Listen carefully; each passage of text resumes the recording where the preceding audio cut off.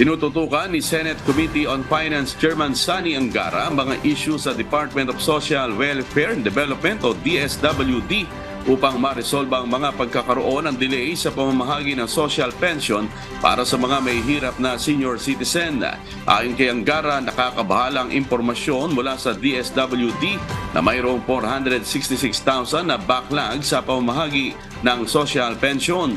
Nagpahayag ang senador ng pangangalaga para sa ating mga lolo at lola, partikular sa cash aid na ito na may layuning matugunan ang kanilang pang-araw-araw na pangangailangan, lalo na sa gastusin para sa kanilang pang-maintenance at gamot. Dagdag pa ni Angara, may alok na 50 million pesos sa ilalim ng 2024 national budget para sa 1,000 pesos buwan ng social pension ng humigit kumulang na 4 na milyong indigent senior citizen.